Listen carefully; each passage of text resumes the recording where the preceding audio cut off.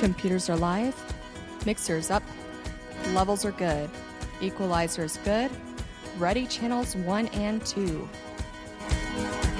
Mic is live in 3, 2, 1, roll it. Welcome, listeners, to the My Practice, My Business podcast, where we teach dentists and their teams how to reclaim forgotten profitability in dentistry with our clinical business of dentistry training. And now, the host of our show, the clinical director at My Practice, My Business, Dr. Rob Thorup. Hello, listeners. It's Dr. Rob, the host of the My Practice, My Business podcast. Glad to have you here today. Title of this podcast is An Email Worth Sharing. I'm excited to share a fun email that happened in an exchange between my office manager and one of our awesome patients. How many of you get hit with buildups needing to be combined with the crown? And how many of you succumb to that without pushing back to the insurance companies? Do you know that, I think it's Aetna, could be wrong, double check that, but one of the insurance companies, you actually have to take an oral facial image to prove the need for a buildup. Now, we love that because one of the things we teach at the clinical business of dentistry is the fact that you want to be taking oral facial images of everything. And the code D0350, they'll actually pay for that code. And that's exciting because, you know, we want to get paid for the things we do, right? So think about that, how they try to have us combine those codes, or how about periodontal therapy being questioned, even when probing and x-rays are sent showing the need for the treatment, yet they'll find any reason they can not to pay for it. Or how about the sanctimonious combining of bite wings and a pano to a lesser charge of full mouth x-rays instead of what you actually did? So I want to just read something from the ADA Center for Professional Success, and it's under on page 17, Part B. It says, claims bundling is the systematic combining of distinct dental procedures by third-party payers that results in a reduced benefit for the patient beneficiary. The ADA considers bundling of procedures to be potentially fraudulent. Oh my gosh, I love that, man. I love it because the ADA, they just, there's so many articles I could quote and talk about, and I will in future podcasts, about just how hard it is for them to actually defend us with insurance companies because the ADA owns the CDT codes, and they lease those codes to who? Insurance companies to use and to software companies to use. So it's a really difficult position that they have themselves in. A lot of people don't understand the ADA has a for-profit side to the American Dental Association. And, you know, as much as a lot of people like to pound on the ADA and their own state dental associations, don't. They really are doing the best job that they possibly can and still trying to remain politically correct. So keep that in mind. Am I a member of the American Dental Association? Absolutely. Am I a member of the Utah Dental Association? Absolutely, because they do a lot of good for us. So keep that in the back of your mind. But that is one area of conflict of interest that has always puzzled me. And anyway, it's kind of funny to see how they handle that from time to time. Anyway, buildups with crowns, periodontal therapy being rejected, and bite wings and panos being combined. One of our patients, we managed with one of our patients to get all three. Such a thrill, right? So I want to read to you just a exchange of emails going back and forth, and we'll call the patient Mike to cover the identity. Obviously, I don't want HIPAA breathing down my HIPAA rules and regs breathing down my neck, right? So anyway, says Mike wrote on 3/21 at 2:03 p.m. Attention, Tracy. And this was in regards to a statement Mike received from us indicating he still owed our office money due to the fact his dental insurance didn't pay for the procedures they were supposed to pay for. Sound familiar? He'd sent copies of his EOB and our statement with highlights and graphs and added verbiage showing the amounts he was questioning. And it's fun when we get patients like this. So I want you to keep in mind, this guy is, I'm going to define who he is. He's quite the professional. I love this guy.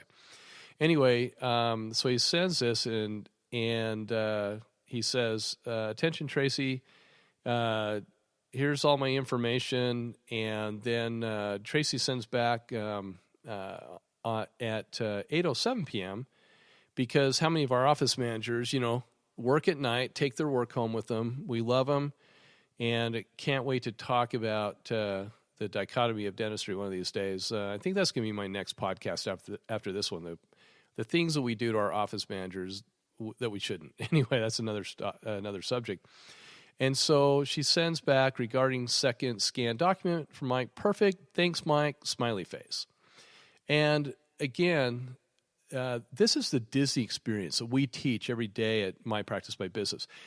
My office manager was so bugged about the whole thing that she let the insurance company have it the next day. And it was pretty funny what was going on here. She actually had an email. She typed a big, long, lengthy email before she even went to bed to him. So then the next day from Thorup Dental, back on March 22nd, the next day at 10:18 p.m. to Mike regarding his scan document. Okay.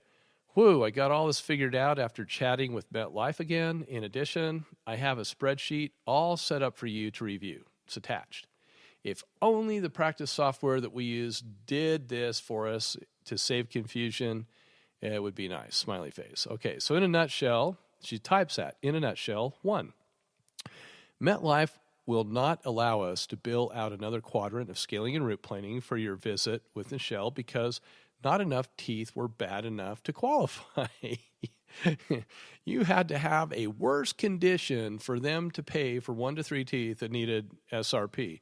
Keeping in mind that this patient had multiple teeth, we showed bone loss, there was bleeding on probing. One of the things we do, too, that I love that my hygienist Michelle does for us is they'll take an oral facial image of the probe going down in there with blood coming up out. I just laugh. And we charge the patient for that because we're proving the need for treatment.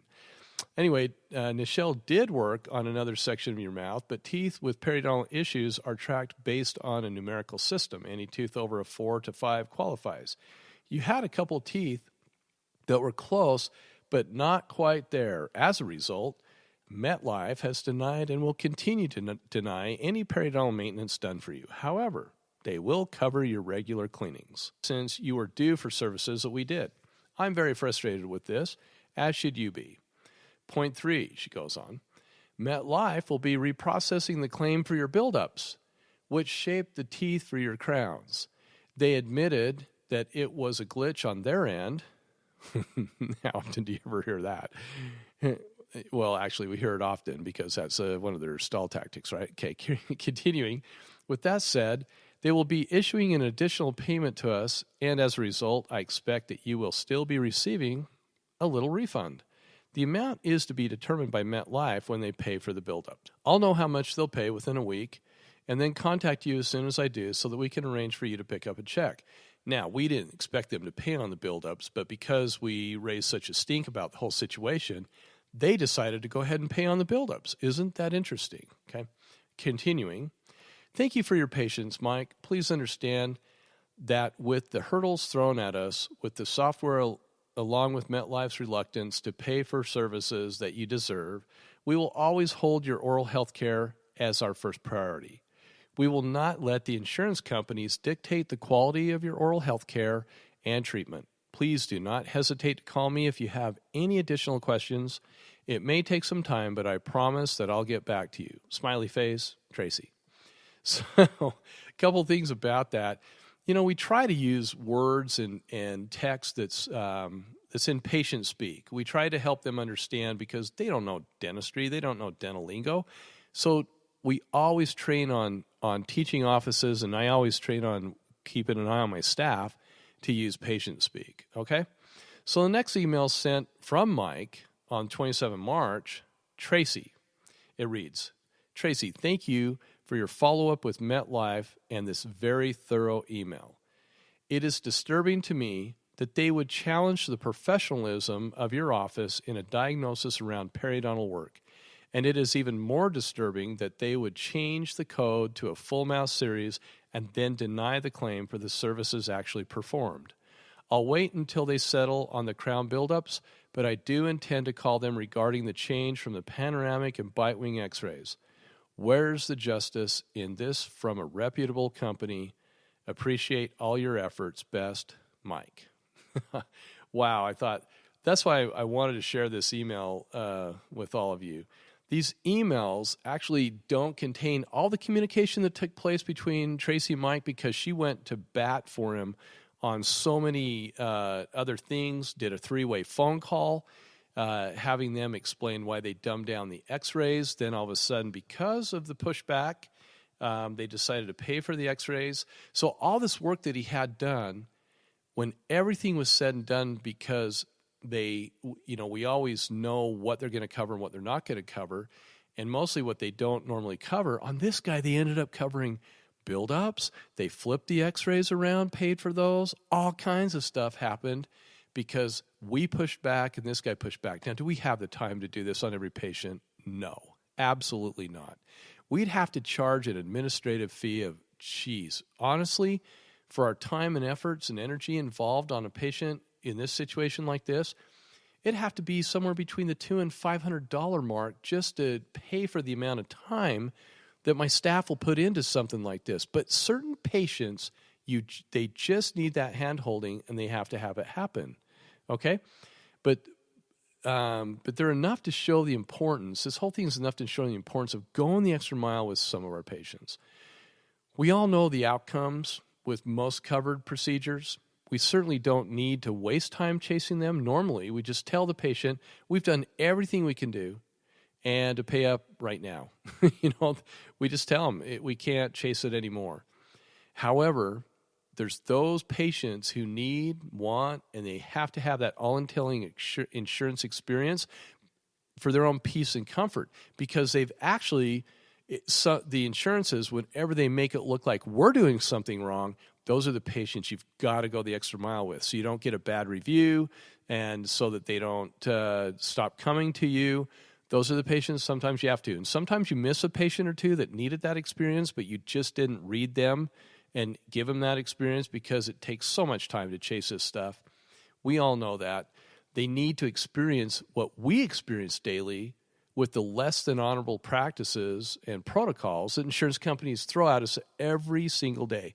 This particular patient is a retired honorable judicial servant, and his opinion of his dental insurance company just dropped 10 notches after he had this whole experience that he did with us. And did this patient become a fan of Tracy in the dental office she represented? Heck yes. Is this patient going to refer to our office? He already has. He's already sent multiple family members now to us because we went the extra mile. Sometimes it's worth battling insurance companies on behalf of our patients. We know which battles to pick. We know which ones not to pick. We wish we could battle every single one of them, but office managers, you know that it's just not practical and to battle them all. And you know that when you're not going to win. And that comes with experience. So whether the outcome is favorable or not, they never forget that you did your best, though, especially when they confirm it themselves with their own communications to the carrier and are told that you had called on their behalf. That's powerful. One of the trainings that we do at My Practice, My Business is called Thought Leadership, a Better Perspective on Dentistry. I really want to call it Thought Leadership, a Disney Perspective on Dentistry. I'm a big Disney fan, you guys. All my patients, my staff, my family, they know it. I love the things that are taught at Disney University. I've read every book that's out there that it has, writings and information about what's taught at Disney U, and I don't think anybody does it better in customer service overall. Sure, I've been to Disneyland and have had a cast member be Mr. or Mrs. Grumpy Face, and it's always fun when they're just not having a good day, and it kind of comes through. And then I always will say to them, somebody needs to go back to Disney University. And that will always break their grumpiness, and they'll start laughing, and they'll go, yeah, you're probably right. I probably need to go back to Disney U. But man, talk about customer service. That's the one area that I absolutely love whenever I go to like a Disney store or anything like that. A few months ago, I actually took my staff out shopping. We actually went down to what's called City Creek in Salt Lake City. And I gave each of the staff members, this was so fun, it was kind of like one of those crazy things, but I gave them each $250. And I said to them, you have to go to 5 stores and just spend $50 if you feel good about spending $50 in that store. But before the day's over, you have to have spent the $250 on yourself, nobody else. Don't spend on your kids. Don't spend on your spouse. It needs to be spent on you. And it was such a fun, I said, this is an experiment. We're going to videotape covertly what takes place. And downtown is the Disney store. And what was really interesting is that was the first place we hit, and they were so swamped with customers that the Disney experience was lacking because they didn't have enough cast members. That's what they call employees. They didn't have enough cast members to cover the amount of people who are there. So think about that, docs, in your office. That's why we cross-train everybody to make sure, in my practice, everybody's cross-trained. Even I can enter an EOB. That's scary, right? I'm the CEO of my company. I should be able to enter EOBs. I should be able to submit claims. I need to know, can I do them as well as my office manager can?